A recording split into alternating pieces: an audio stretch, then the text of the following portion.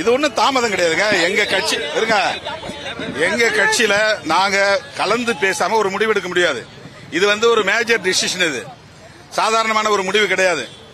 தமிழ்நாட்டுக்குள்ள ஏற்பட்டிருக்கிற இந்த அரசியல் நெருக்கடி என்பது இதுவரையில் நாம் நம்முடைய காலத்தில் சந்தித்ததில்லை. தேர்தலுக்கு முன்பே இதை நான் யூகித்தேன்.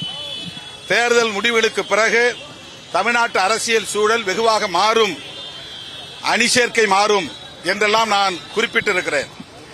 இது எத்தனை பேருக்கு ஊடகங்களில் இருப்பவர்களுக்கு தெரியும் என்று எனக்கு தெரியாது. நான் ஏற்கனவே குறிப்பிட்டிருந்தேன். அதுதான் இன்றைக்கு நடந்திருக்கிறது.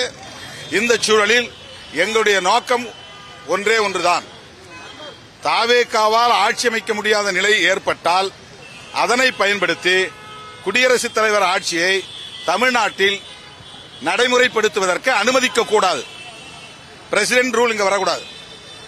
தாவேகா ஆட்சி அமைப்பதற்கு விடுதலை சிறுத்தைகள் தடையாக இருந்தார்கள் என்கிற களங்கமும் எங்கள் மீது வந்துவிடக்கூடாது. இந்த இரண்டு காரணங்களுக்காக நாங்கள் வெளியில் இருந்து அவர்களை ஆதரிக்கிறோம். அவ்வளவுதான். இதுவரை நாங்கள் திமுக தலைவர் அண்ணன் மு.க. ஸ்டாலின் அவர்களின் தலைமையிலான மதசார்பற்ற முற்போக்கு கூட்டணியில் இடம்பெற்று தேர்தலை சந்தித்தோம். எங்கள் அணிக்கு தமிழ்நாட்டு மக்கள் 1.5 கோடிக்கு மேலான வாக்குகளை வழங்கியிருக்கிறார்கள். தமிழ்நாட்டு மக்களுக்கு இந்த நேரத்தில் நான் நன்றி சொல்ல கடமைப்பட்டிருக்கிறேன். அதேபோல அதிமுகவுக்கும் 1 கோடிக்கு மேலான வாக்குகளை வழங்கியிருக்கிறார்கள். அதிமுக அணிக்கும் திமுக அணிக்கும் தமிழ்நாட்டு மக்கள் வழங்கியிருக்கிற வாக்கு சதவிகிதம் என்பது 60% மேலானது. 65% இரண்டு அணியையும் சேர்த்தால் அந்த அளவிற்கு இந்த வாக்குகள் எல்லாம் தாவேகாவுக்கு எதிரான வாக்குகள் தான். ஆனாலும் கூட திரு விஜய் அவர்கள் 108 இடங்களில் வெற்றி பெற்றிருக்கிறார். இந்த 108 இடங்களில் வெற்றி பெற்ற நிலையில் 10 அல்லது 11 இடங்கள் தான் அவருக்கு தேவை ஆட்சி அமைப்பதற்கு. இதனால் அவரால் ஆட்சி அமைக்க முடியாத ஒரு இக்கட்டு நேர்ந்திருக்கிறது, நெருக்கடி நேர்ந்திருக்கிறது. இதை நாங்கள் கவனித்தோம். இந்த நிலையில எங்களுக்கு நாங்கள் ஒரு அணியிலே இருந்தாலும் எங்கள் கட்சிக்கு இருக்கிற சுதந்திரத்தை பயன்படுத்தி நாங்கள் இந்த முடிவை இடதுசாரிகளோடு இணைந்து எடுத்திருக்கிறோம்.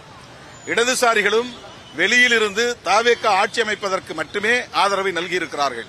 விடுதலை சிறுத்தைகளும் தாவேகா ஆட்சி அமைப்பதற்காக மட்டுமே குடியரசுத் தலைவர் ஆட்சியை வரவிடாமல் தடுப்பதற்கு இந்த ஆதரவை நல்கியிருக்கிறோம். அவ்வளவுதான். இதை உயர்நிலைக் குழுவிலே நாங்கள் வைத்து விவாதிக்க வேண்டியிருந்தது. நேற்று இரவு 6 மணியிலிருந்து 8:30 மணி வரையில் எங்கள் உயர்நிலைக் குழு கூட்டம் நடந்தது. அதன் பிறகு நாங்கள் பத்திரிகையாளர்களை சந்திக்க எண்ணியிருந்தோம். ஆனாலும் நாகரிகமாக இந்த முடிவை கூட்டணியின் தலைவர் அண்ணன் ஸ்டாலின் அவரிடத்திலே சொல்ல வேண்டும் என்கிற அடிப்படையில் நேற்று இரவு அவரை நாங்கள் நேரிலே சந்தித்து எங்கள் உயர்நிலைக் குழுவிலே இந்த மாதிரி முடிவு வந்திருக்கிறது, நாங்கள் இடதுசாரிகளைப் போல ஆதரவளிப்பதென்று முடிவெடுத்திருக்கிறோம் என்பதை அவரிடத்திலே விளக்கிறோம். அவரும் பெருந்தன்மையாக உங்கள் உயர்நிலைக் குழுவில் என்ன முடிவெடுக்கப்பட்டதோ அந்த முடிவை நீங்கள் பின்பற்றுங்கள், நடைமுறைப்படுத்துங்கள் என்று எங்களுக்கு கூறினார்.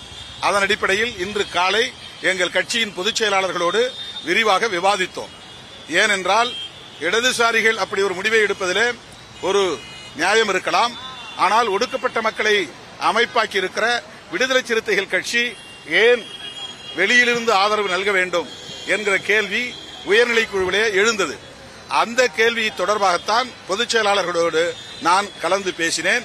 கடைசியாக நாங்கள் எடுத்த முடிவு இடதுசாரிகளைப் போலவே எந்த எதிர்பார்ப்பும் இல்லாமல் பேரம் செய்யாமல் எங்கள் ஆதரவை நாங்கள் நல்குவது என்று முடிவெடுத்து இன்றைக்கு நல்கியிருக்கிறோம். இதற்கு தேவையான